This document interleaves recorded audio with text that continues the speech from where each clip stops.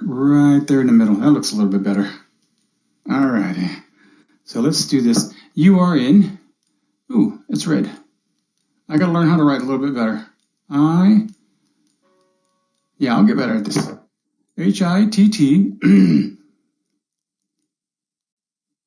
1305.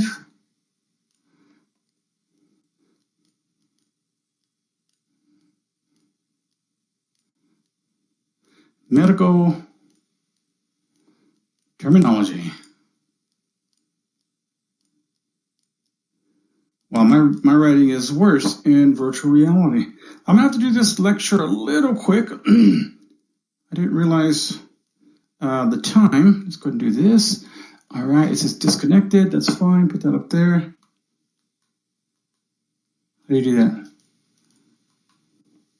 Oh, okay. I think that's fine. Let's go right over here.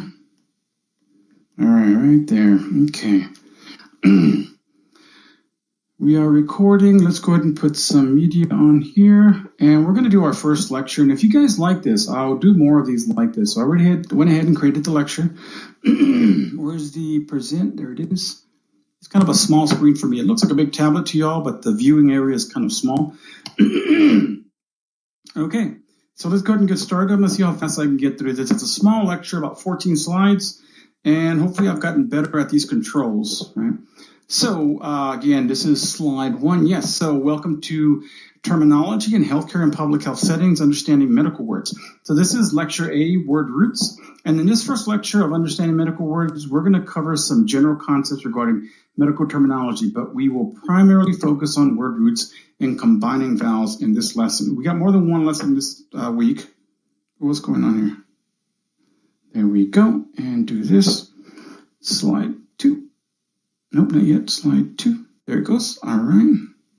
So the objectives for this unit is on understanding medical words are 1, to discuss the 4 parts of medical terms, recognize word roots and combining forms, identify the most common prefixes and suffixes.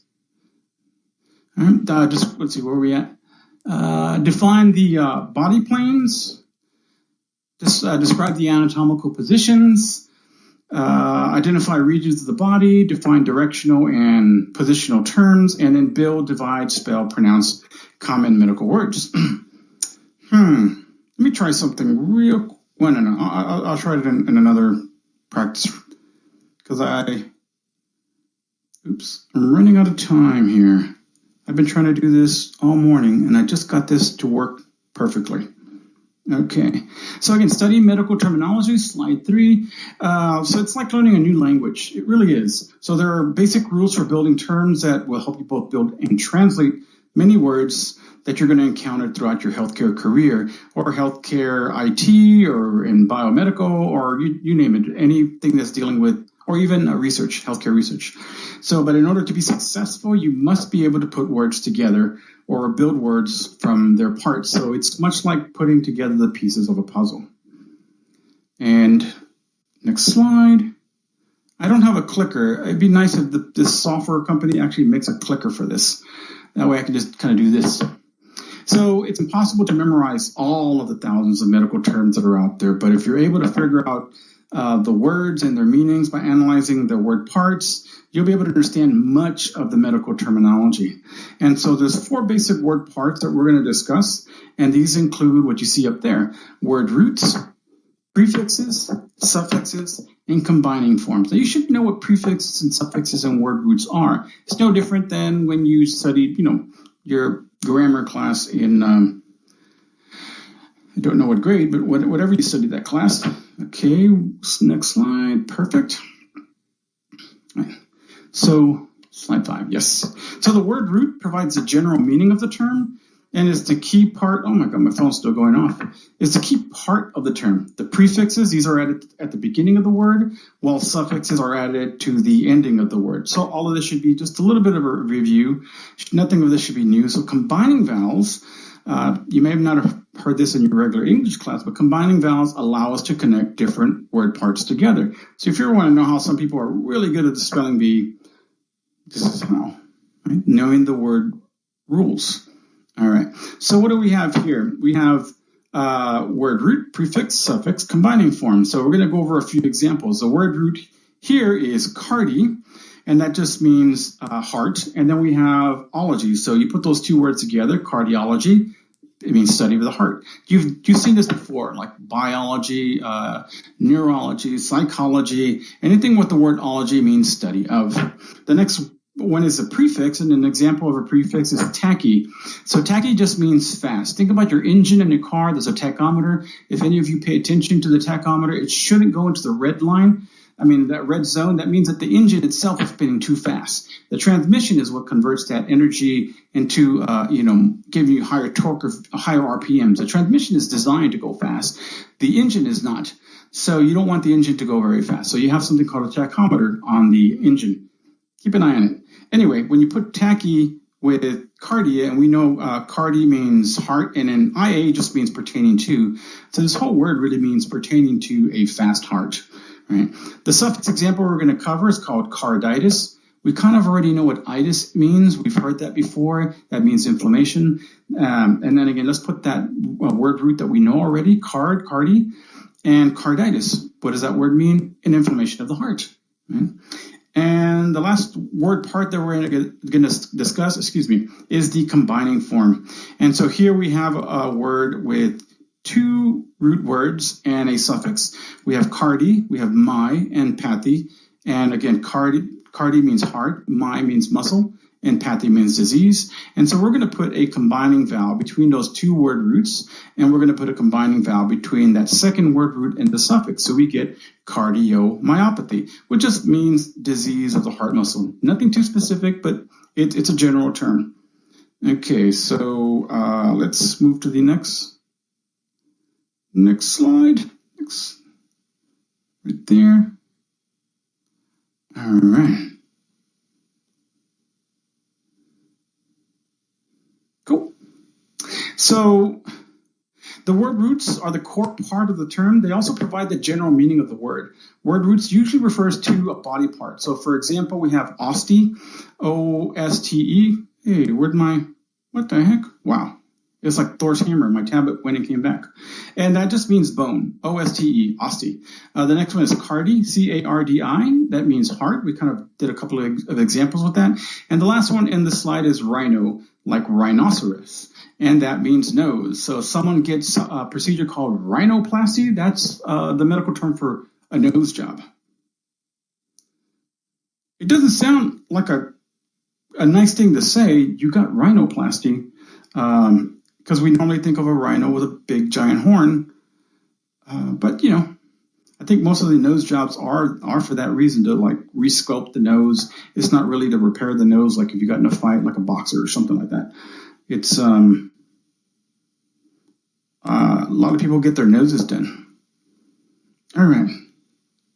Combining vowels. So the combining vowels make it possible to pronounce long terms and make it easier. It makes it flow a lot better. So combining vowels combine two word parts, such as two root words or two word roots, same thing, or between a word root and a suffix. And we saw some examples in the previous slides. But the vowel that is usually used is an O. It's not the only combining vowel, but is the most common combining vowel. So if you had to guess and you didn't know how a word was spelled, I would guess O, and you're more likely going to be correct. All right. Next slide. This thing is not being nice to me at all.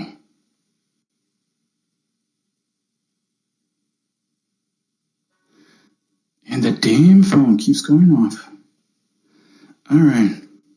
I know y'all can hear it because I can hear it.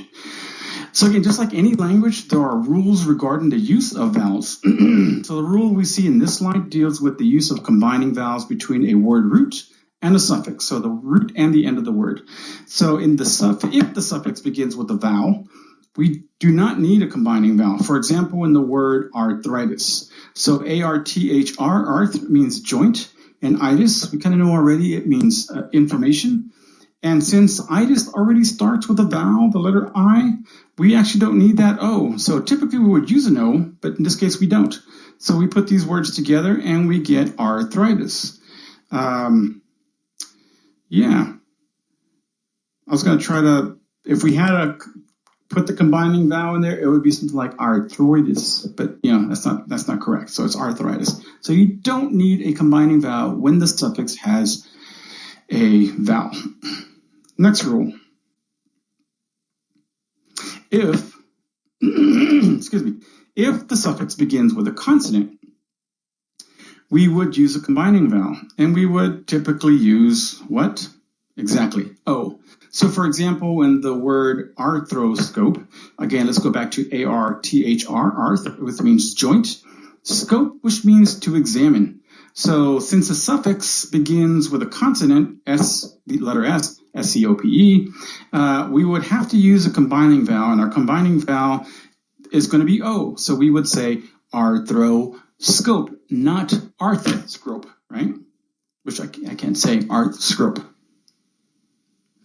All right, next slide. We're almost done here.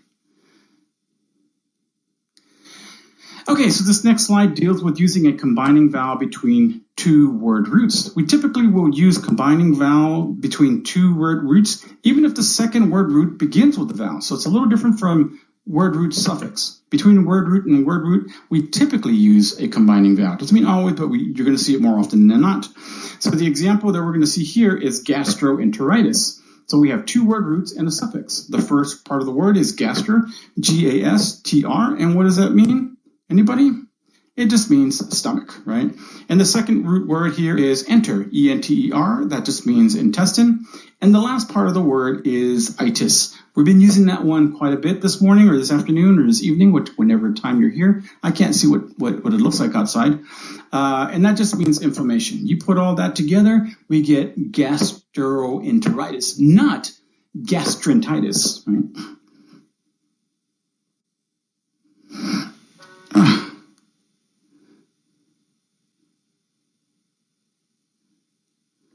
Alrighty, next slide. I have to get really close to see it. And next time I'm going to wear my glasses. I actually don't have my glasses on inside this headset. So that is also not making it easy for me. So when we typically write word roots, right, we will include the combining vowel. So the format that is used is the word root followed by slash and then the combining vowel. So remember that for your homework. So 3 examples are provided here to illustrate this for your homework. Remember, cardio, hepato, gastro.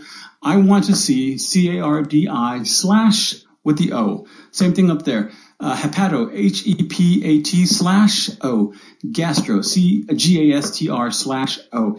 The system that's where you're doing your quiz or where you're doing your homework, it's looking for those specific characters, and it's in there like that because we want to make sure you can differentiate between a combining vowel and the root word, and not to think that that combining vowel is part of the root word, right?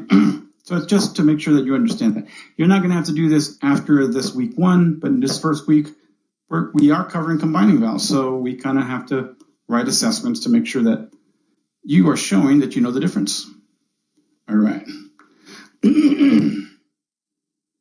I've got to go right there. Okay, so what I'm going to do here is I'm going to not walk around the room. I'm going to transport around the room like a genie, right? I'm going to stand right here. Hopefully nobody's sitting right here, because then I'm blocking your view. So I want to look up there. So we have examples of combining forms. Learn these because you might see these again in your homework. So we have arthro, which is joint, cardio, which is heart, dermato, which means skin, entero, which means small intestine, gastro, which refers to the stomach, hemato, which means blood, and hemato always makes me think of Heinz ketchup for some reason. Heinz tomato sauce or something. Nephro, which means kidney, neuro, which means nerve, oto, which means ear, pulmono, which means lung, rhino, which means nose, euro, which means urine or urinary system. Just going to make a joke about the European monetary system, the euro, but that is not the same thing, right? Even though it looks like their euro kind of went down the drain or down the toilet. Okay, let's go to the next slide. Right there. Nope. It's not doing it. There it goes. All right. And in this case, let me go ahead and go up to the top of the class.